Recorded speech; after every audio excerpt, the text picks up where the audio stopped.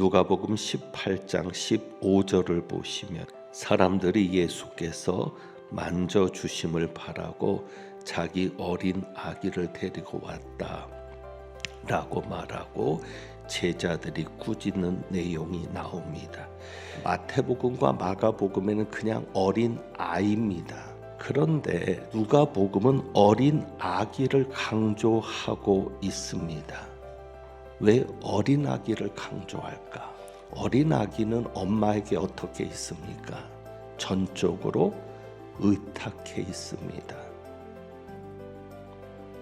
엄마 품에 완전히 폭 안겨 있는 아기들이 누가복음이 강조하는 어린 아기들입니다.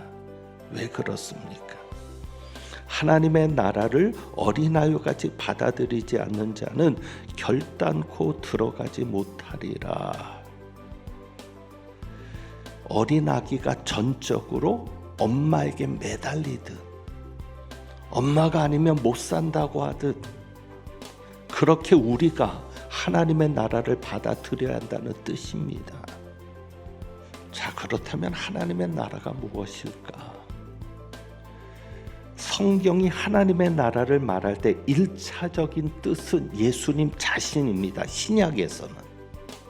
그래서 예수 그리스도를 통해 하나님의 통치가 이루어지는 곳이 하나님의 나라이고, 그리고 그 하나님의 나라가 사도행전에 와서는 성령으로 인해서 교회 안에 하나님의 나라가 이루어집니다.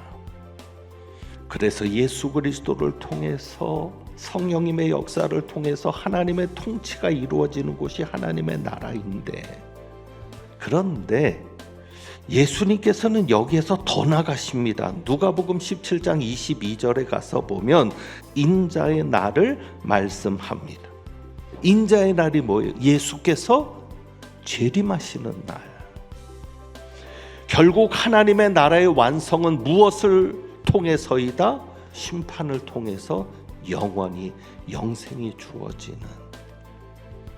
자, 그런데 예수님 뭐를 말씀하세요? 내가 진실로 너희에게 이르노니 하나님의 나라를 위하여 집이나 아내나 형제나 부모나 자녀를 버린 자는 현세 여러 배를 받고 내세 영생을 받지 못할 자가 없느니라. 여러분이 하나님의 나라가 전부인 사람이라면 버릴 수 있는 삶을 사셔야 합니다. 무엇을 위해서요? 하나님의 나라를 위해서. 그리고 어찌 보면 또 예수님과 복음을 위해서. 여러분이 가정에서, 직장에서, 교회에서도입니다. 하나님이 내게 무엇을 버리기를 원하시는가? 그렇게 나를 버리고 포기하고 나를 전적으로 부인하는 것, 그것이 엄마에게 온전히 자기를 맡기는 어린아기의 모습입니다.